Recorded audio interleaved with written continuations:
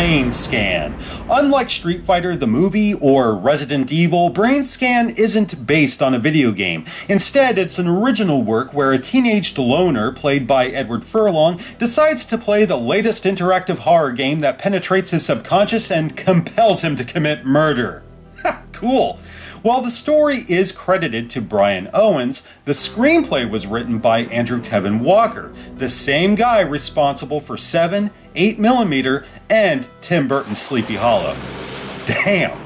The film opens heavy, showing a little boy crawling through broken glass and pouring rain, crying out for help as he cradles his mother's lifeless body. Talk about bleak. Intercut with these images, we see that our main character, Michael Brower, is reliving this traumatic experience through a dream. He's soon awakened by the coolest videophone I've ever seen. Kyle is calling, Master. Hello? I so want that shit. Anyway, Michael's buddy Kyle calls him up to talk about an ad for the ultimate experience in interactive terror. Brainscan.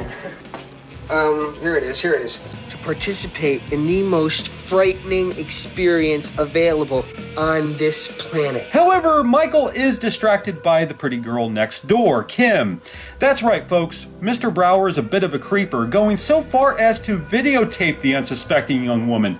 This is a tad gray, isn't it? I mean, she knows he's watching, right? Shit, my special lady friend never disrobes like this, and she's a fucking horn dog. Also, how dense can Michael be? He tries calling her only to chicken out when she answers. Just look there, okay? Kim is not an idiot, Michael. She knows you're peeping, you little perv.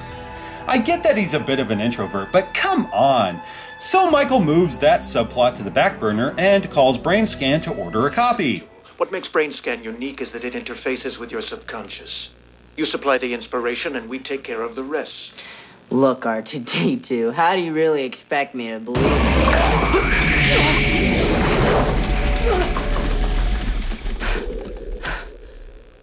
Yeah, that would give me pause. Michael tries to call him back, but the line's busy. This sequence kinda bugs me, though I'll explain later.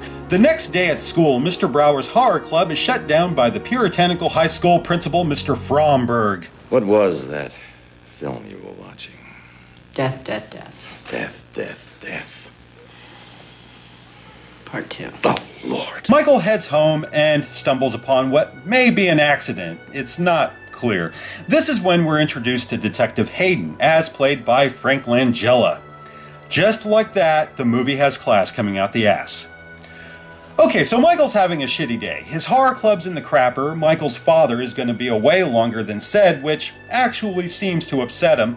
It's weird, so often in these movies, the teens fucking ache for their parents to go away, but not Michael. I guess if I were down a parent, I'd want the other around more too. On the bright side, he got the first installment of Brainscan in the mail.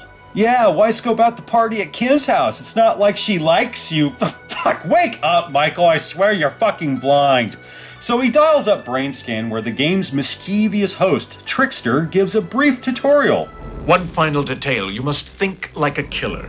Cover up any clues, leave no witnesses, no evidence. And most importantly, enjoy the fear.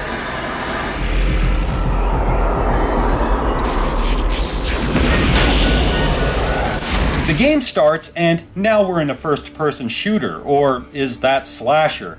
Trickster both encourages and guides Michael through this dark adventure into homicidal mania, making it the most gruesome sequence in the whole movie. Michael kills this stranger, taking a trophy in the process. Suddenly, he awakes from his trance, feeling invigorated. He beat the first disc. Good for him, right? Well, the next day, Michael finds that a neighbor had been murdered the night before. The house looks awfully familiar, as does his bike. Uh-oh. Michael realizes that he wasn't playing a game at all. He actually killed someone. Shocked, Michael then confronts Trickster after he manifests himself in the flesh. I know that doesn't make much sense. Doesn't have to make sense. All these horror movies you watch, does death make sense? No, it's not about sense. It's about death. Trickster's a compelling character, telling Michael how he needs to play the 3 remaining discs to end this whole bloody affair. That's the setup. While the trailer would lead viewers to believe the movie's a hard R slasher with a video game gimmick, this is really a psychological thriller that dares to ask questions. Movies, video games, they're an escape from reality. Sometimes they serve as wish fulfillment. If we seek out violent movies and violent video games, then what does that say about us as consumers? On the surface, it sounds as if the movie's making a case toward violent media being responsible for violent behavior. However, as the story unfolds, you discover its true query. Does violent entertainment reflect our true nature? That's a far more compelling question. The situation only grows worse and worse for young Michael. His friendship with Kyle starts to deteriorate. Detective Hayden is beginning to suspect Michael may be involved somehow. Trickster is always nipping at his heels, goading him. These are easily the best scenes in the movie. Ryder Smith gives a phenomenal performance. I've heard some critics just write this character off as some kind of wisecracking Freddy Krueger wannabe. I'm sorry, but that's totally unfair. You started this and now you're afraid to finish it, just like you're afraid of everything else. Of Kimberly, of Fromberg, of telling your father how sick you are being left alone all the time, of your mother who abandoned you. I'm trying to help you, but you won't let me. Trickster isn't a silly slasher villain. He's the proverbial devil on Michael's shoulder that antagonizes as much as he encourages. Really, I'm glad this movie never got a sequel. If it had, I have no doubt Trickster would have become the villain.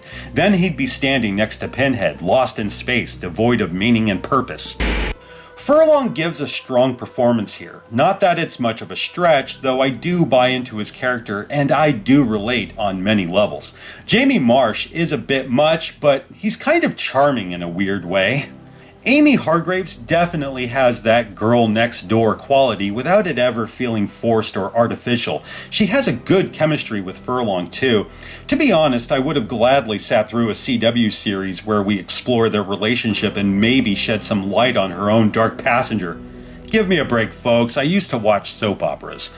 I don't want to give too much away here. Unlike so many horror films where you're just waiting for the next kill, counting those beats until the inevitable jump scare bores you into a catatonic state, Brainscan wants to pick at your brain and get under your skin.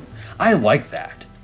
Now, if you wish to know my one and only criticism, do carry on. However, it will spoil the ending.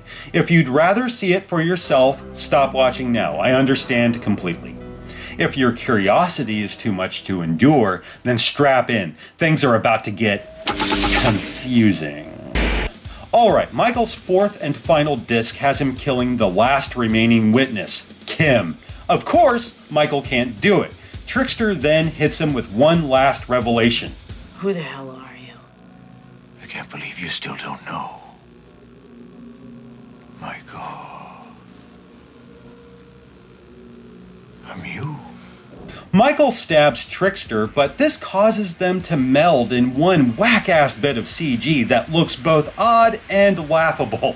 This one shot in particular is horrible. I feel like I'm watching an FMV sequence or some shit. I mean, it's just stupid. Kim manages to separate them by revealing her own desire for Michael. Yeah, it would seem she's just as pervy for him as he is for her. Fuck, how shocking! So Michael's all like, game over, bitch. Trickster then invites Detective Hayden in for some private justice. That may sound wrong, but Hayden's partner was killed by a bunch of beer-swilling yahoos with guns while chasing after Michael earlier in the movie, so he blames Brower. Hayden shoots Michael and...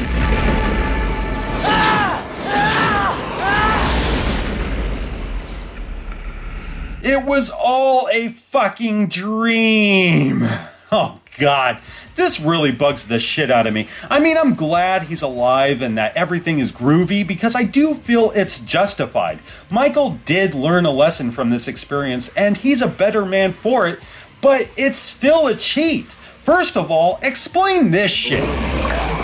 Michael hadn't played the game yet. He wasn't under any kind of hypnotic suggestion. How the fuck did they zap the spit out of him? Second, Kim's photos. I get that Michael may have known on a subconscious level that Kim dug him, but this is way too specific. He knew right where to go.